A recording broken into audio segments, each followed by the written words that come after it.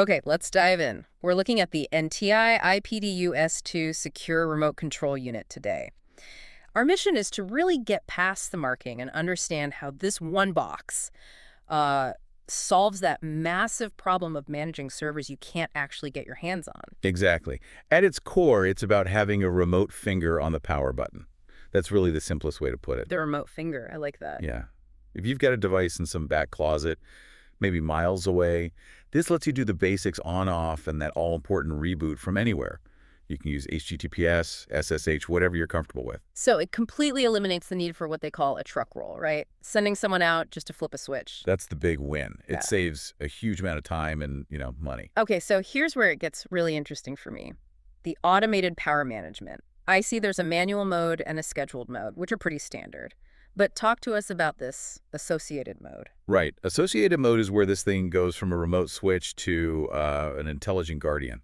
It's proactive. Proactive hack. Well, it makes decisions based on two critical triggers. First, the environment. It can watch a sensor, say for temperature.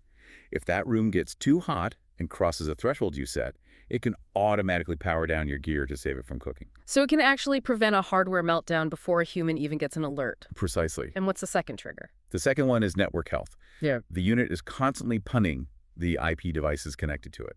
If one of your servers, say, stops responding to those pings, It's frozen up. it's frozen, exactly. Yeah. The IPDU-S2 can be set to just automatically reboot it.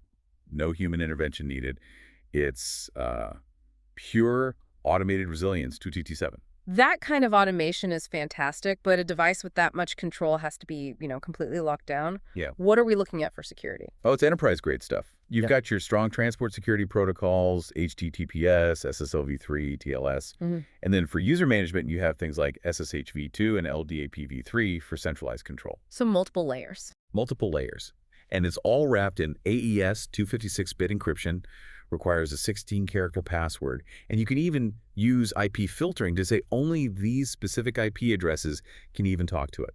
Okay, so access is secure. What about the physical world? What is it actually protecting the hardware from? Environmental chaos, basically. It has ports for two environmental sensors.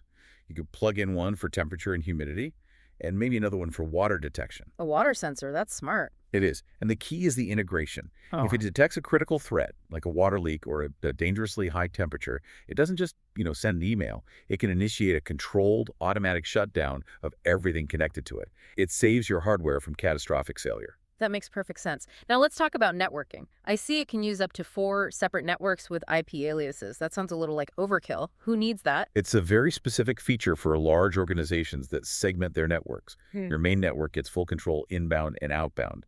But the other 3 aliases are like secure inbound only backdoors. So you could give a different team access for monitoring from their own network without giving them full control. You got it.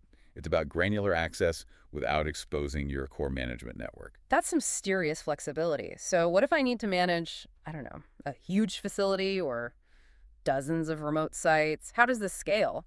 It scales incredibly well through cascading. You can have one master unit controlling up to 16 slave units, so that's 17 devices in total. All daisy-chained together. Yep, with simple CT5 cables. And what's really impressive is the distance. You can have up to 1,000 feet between the master and the very last slave in the chain. 1,000 feet. Wow. Yeah, and that means you don't need a bunch of expensive network switches in between. And if an organization already has something like Nagios or MRTG for monitoring? It slots right in. The device can be pulled using SNMP, which is pretty much the universal language for all network management systems. So integration is seamless. So this is way more than just a remote power strip. It's a full system for control, for security, and for environmental protection all in one box. It really is. It simplifies a lot of very complex problems.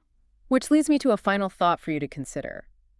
Given this level of remote control and monitoring and the ability to cascade 16 slave units to one master all seen from a single web page, how does that fundamentally change the way you would design the management for a huge, widely distributed data infrastructure? It really changes the logistics of scale.